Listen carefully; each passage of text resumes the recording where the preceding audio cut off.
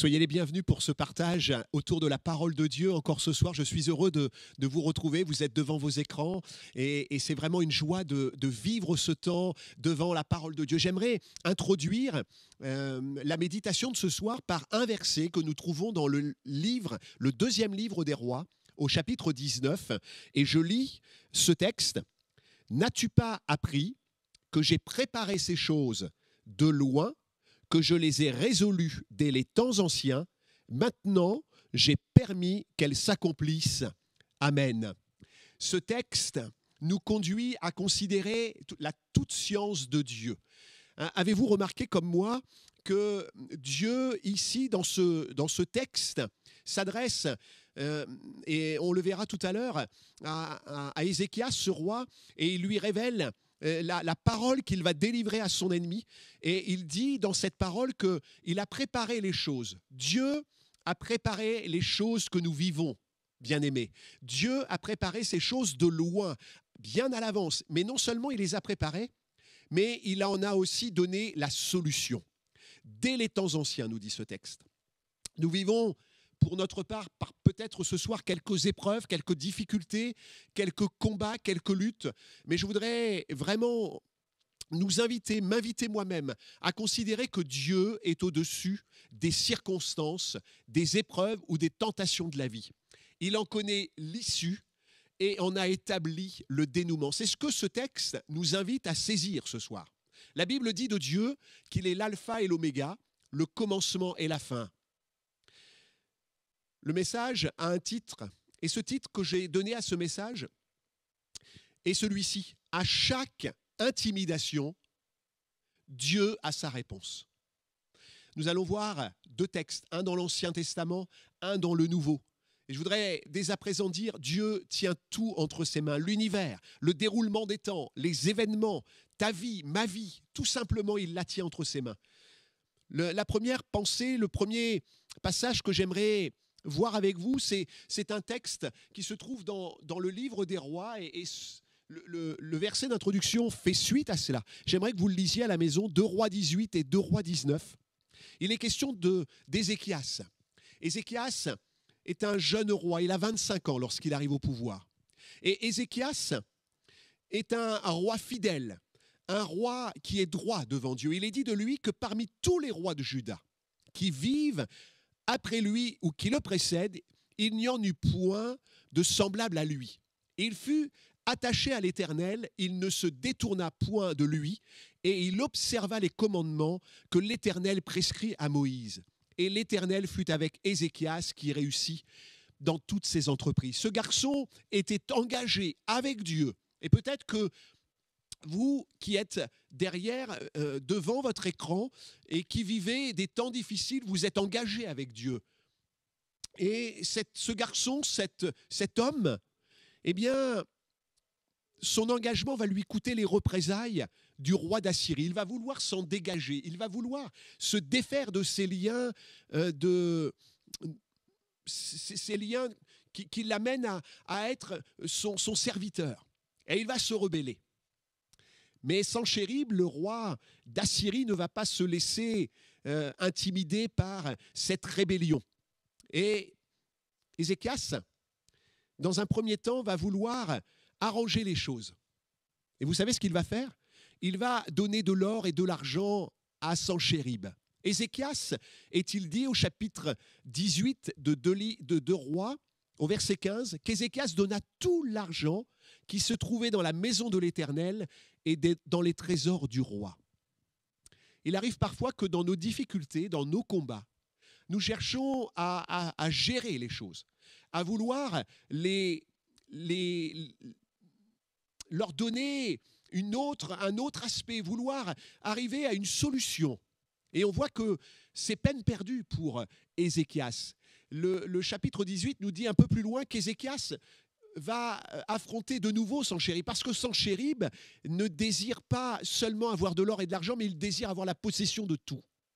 Et il arrive que dans nos vies, nous voulons gérer nos luttes, nous voulons gérer nos difficultés avec nos propres méthodes, même avec des valeurs chrétiennes. On se dit parfois, avec amour, avec bonté, avec bienveillance, on va régler les problèmes parce qu'on est chrétien.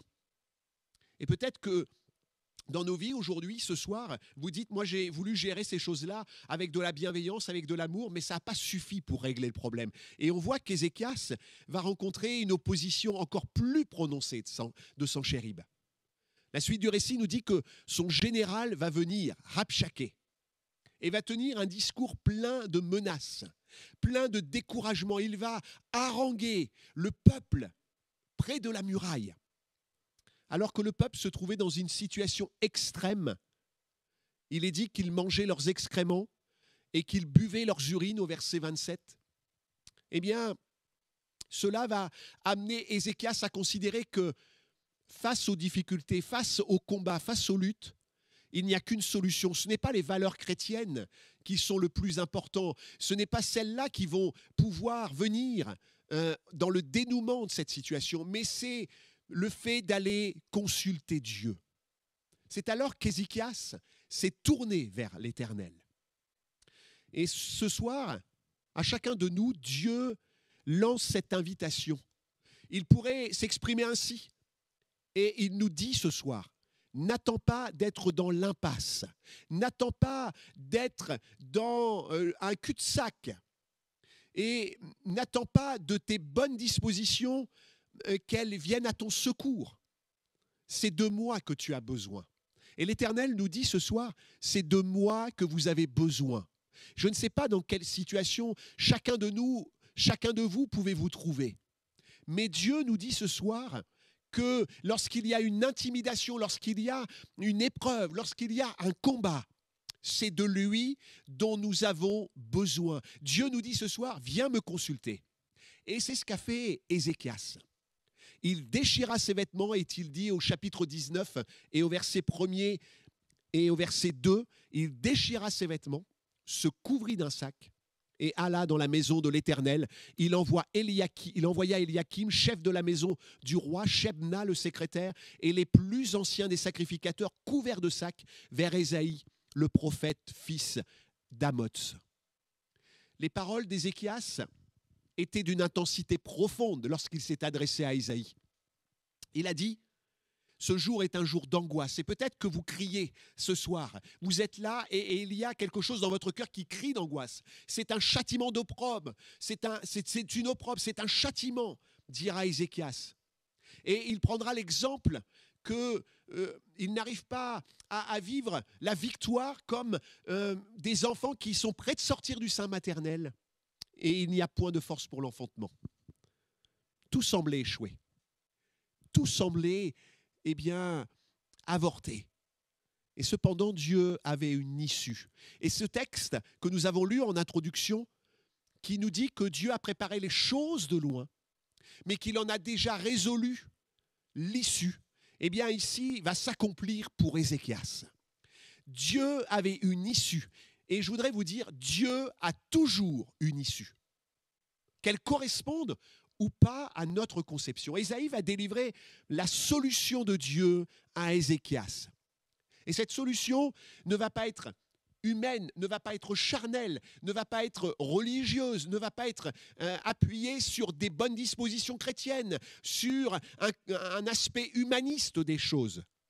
Aujourd'hui, dans nos mouvements, dans nos églises, parfois on s'appuie sur des bienfaits, des bontés à l'égard de difficultés. Et c'est bien. Et amen pour ces choses.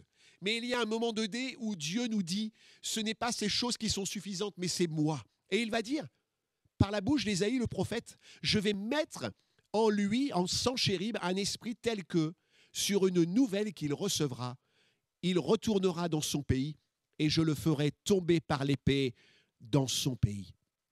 On voit que Rabshakeh, toute l'armée assyrienne va faire demi-tour. L'esprit d'arrogance qui l'animait va devenir un esprit d'inquiétude, un esprit qui va se porter vers les attaques de l'ennemi qui sont dans le pays.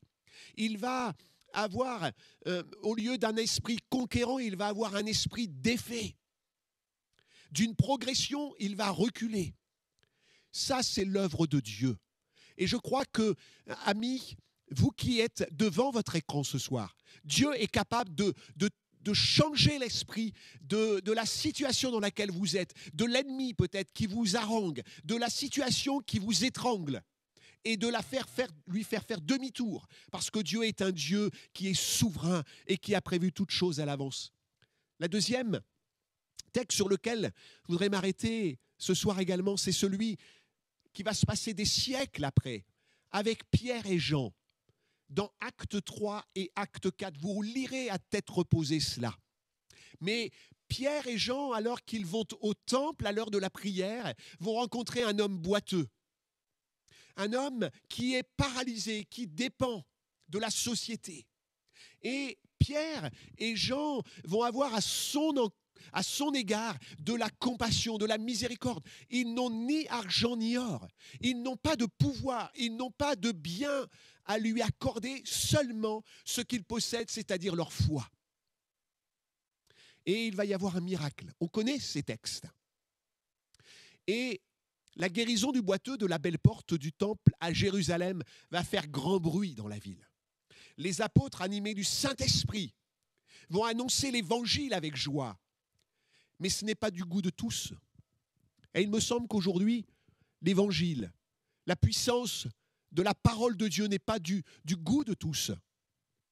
Tandis que Pierre et Jean dit, ce texte d'Acte 4, versets 1er à 3, dit ceci. Tandis que Pierre et Jean parlaient au peuple, survinrent les sacrificateurs, le commandant du temple, les Sadducéens, mécontents de ce qu'ils enseignaient le peuple, et annonçaient en la personne de Jésus la résurrection des morts. Ils mirent les mains sur eux et les jetèrent en prison jusqu'au lendemain, car c'était déjà le soir. Quel mal avaient-ils fait ? Ils avaient, par la foi manifestée en cet homme, il y avait une guérison, un bienfait accordé de la part de Dieu. Et le discours n'était pas anti-religieux, anti-gouvernemental, anti-quoi que ce soit. Non. Il y avait ici une bonté, une grâce que Dieu voulait délivrer à cet homme et à la population de cette ville. Nous pourrions dire, ah Seigneur, si c'est pour être mis au banc des accusés, si c'est pour vivre des temps difficiles dans notre foi, eh bien non. Pierre et Jean ne se sont pas effacés, n'ont pas disparu de la scène publique, mais au contraire, ils ont gardé leur position et ils ont laissé ce texte formidable. Il n'y a de salut en aucun autre, car il n'y a sous le ciel aucun autre nom qui ait été donné parmi les hommes par lequel nous devions être sauvés. Leur prédication leur a valu des menaces de la part des religieux, de la gouvernance. Il est dit, les ayant appelés, ils leur défendirent absolument de parler, d'enseigner au nom de Jésus. C'était de l'intimidation, c'était de la bravade, c'était des menaces. Et vous savez ce qu'ils ont fait. Et il me semble que lorsque nous sommes intimidés, lorsque nous sommes menacés, lorsque nous sommes dans la difficulté, permettez-moi de dire dans cette expression, dans le dur, eh bien, ils se sont rendus vers l'assemblée. Ils se sont rendus vers les leurs. Ils ont consulté Dieu. Ils n'ont pas soulevé la foule. Ils n'ont pas cherché à lever des manifestations, mais ont informé les leurs. Alléluia. Est-ce que lorsque nous sommes dans la peine, lorsque nous sommes dans l'intimidation, lorsque nous sommes dans le combat, est-ce que nous venons nous confier à des frères et sœurs? Est-ce que nous venons le dire à l'Église? Et vous qui êtes peut-être seuls dans la vie, peut-être en combat, vous qui regardez et qui vous êtes simplement peut-être un sympathisant de la parole de Dieu, j'aimerais vous dire, si vous êtes seul, confiez votre peine, confiez votre fardeau, confiez votre charge. Venez les mettre au pied de la croix à Dieu, à Jésus dans la prière. Lorsqu'ils eurent entendu, il est question ici de leurs frères et sœurs dans la foi, ils élevèrent à Dieu la voix, tous ensemble, et dirent, Seigneur, toi qui as fait le ciel, la terre, la mer et tout ce qui s'y trouve, c'est toi qui as dit par le Saint-Esprit, par la bouche de notre Père, ton serviteur David, pourquoi ce tumulte parmi les nations et ces vaines pensées parmi les peuples? Vous savez ce qui s'est passé? Dieu a répondu.